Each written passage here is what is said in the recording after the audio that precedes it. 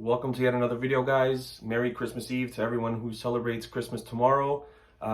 Here to talk about the latest transfer for Red Star, and we knew this was going to happen even 3-4 months ago. Ohi Omoijuanfo, coming from Molde, the Norwegian league, had an extraordinary season over there, scoring 31 goals in 41 matches, which is exactly what Red Star needs. At this point, we haven't had a real striker who can score many goals since Richmond Boachi was here, at least his first mandate here with the club, and Alexander Pešić, if you want to include him as well, who's another guy who scored a lot of goals. In the league, he scored a goal every 88 minutes, which is really good. He had 9 games where he scored 2 or more goals, and I think there was a stretch in the season this year where he had something like 8 goals in 3 matches. So he had like back-to-back hat tricks, another game with 2 goals.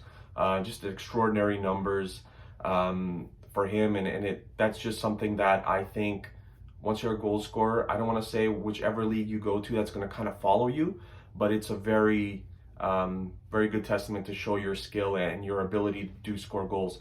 A large number of his goals just come inside the box. He's not someone who's going to score a ton of goals from 25-30 yards out. A lot of his stuff does come inside the box. Really knows how to place a ball, which is very important if you're going to score a majority of your goals inside the box. Really knows how to pick corners well, and yeah, keeps the goalkeeper guessing, and goalkeepers usually don't pick the right side, and he just kind of slots it into the far corner. He's a very strong on the ball. So his ability to hold up play is kind of like what Pavkov does for the club, and he's also very fast, which is not exactly Pavkov's strong suit. So it's almost like I think Marko Lazetic is kind of like a good example, I guess, of Ohi, if I had to compare him to someone on this roster. Marko Lazetic is someone who I said is a tall player, but he has a really good dribble, and he has very good speed for his size, which is very important. Left foot is his weak point. He doesn't score many goals with his left foot. A lot of it comes with the dominant right foot, so that's just something to kind of keep an eye on going forward. He's very calm one-on-one with the goalkeepers, which is, again, is very important. There's a number of chances that Red Star missed in this actual season, one-on-one with the goalkeepers, and I think back to, I think Radnik Sudulica at the match that we drew 2-3 weeks ago at the Maracana Stadium, where I think there was at least 2 times where a player was one-on-one with the goalkeeper, and the goalkeeper made a really good stop. So that's something that you have to capitalize, especially in those games where it's tight, where it's close, 1-1, 2-2, because that could ultimately be the winning goal and the difference between 3 points and just 1, or even 0 if the other team ends up winning. He doesn't score many headed goals, so he's a fairly tall striker. It could just be the Norwegian league that they don't really play how do I say, tall football, or they don't score many headed goals, or it could just be the system that he plays in Molde. I'm not really familiar with the system that they do play there, but it could honestly boil down to the system that they play, and they don't just, they just don't, the crossing isn't exactly the number one thing that they do, or it could just be a weakness of his, scoring headed goals, which is honestly something that Red Star has struggled with even this season. I think Mirko Ivanic maybe has a couple, and I know Kataj scored against in the Eternal Derby against Partizan, a headed goal, but off the top of my head, I can't think of too many headed goals. And it's funny because last season we scored a number of headed goals and a lot of goals from set pieces. All that, we attribute that to Nemanja Milunovic, who uses his height extremely well on corners to score goals, and we think of the match against Ghent. He's the penalty kick taker for Molde. We'll see what happens with Red Star going forward. Again, penalty kicks were, again, I go back to Radnik Sudulica. Kataj missed his penalty kick in that match.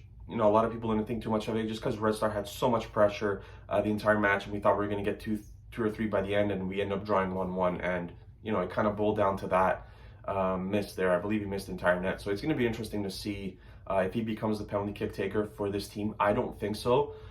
He's just arrived here. I think Kataj is obviously still a candidate for PKs. I think Kanga, Ivanic, all those guys could be ahead of him. I think it would be very tough to give him the penalty kick duties when there's guys who have been on this team for a very long time, and it's kind of like wait your turn, and you'll get your penalty kicks as well. But I would be shocked if he's the penalty kick taker. Like I said earlier, I just wanted to go back to that. We really haven't had a really good striker since, or a consistent striker since Richmond Boachi or Alexander Pesic, and that's been a very long time. It's been 3-4 seasons now. We rely on most of our goals being scored by the midfield three, so guys like Kata Ivanic, sometimes Ben. Kanga knows how to kind of pitch in on that side with long distance goals, as we saw against Ludogorets. But it's going to be nice to have Ohi on this team. Like again, I said, his ability to kind of protect the ball but also have speed is going to hopefully launch Red Star into a new dimension.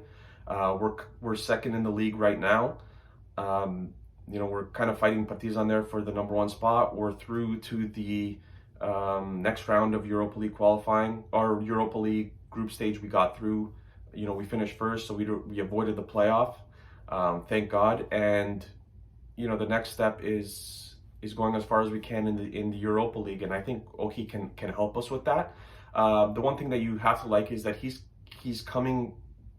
in form, so to say. The season ended not too long ago, and a month off, or however long it is until the team gets together again, shouldn't really bother him too much. I know when Živković came here and a bunch of other players that hadn't played for a very long time, so they're completely out of form. So Ohi's a little bit of a different animal, I guess, if you want to say that. And I think the friendly matches that take place before the restart of the season, since Serbia pauses the season for about 2 months, I think those friendly matches are going to be key for Ohi to kind of get familiar with the team and to get familiar with the players, and that's going to be an interesting period. During this winter break, I plan on doing videos on signings and possibly some of the players who are leaving Red Star. So for example, Aleksa Vukanovic is leaving the club. His contract is done. He's gonna join another team. There's rumors of Hungarian teams being involved. Srnic's contract is up, but he could possibly sign a new contract until 2023. There's rumors about other players coming, so I'm going to try to do videos on those as well. Let me know below how you think Ohi is going to do with Red Star. I answer pretty much every comment that gets posted, since it's not too many. So I look forward to hearing from you guys, and take care, and I'll see you guys again sometime down the road. Happy New Year if I don't see you until then.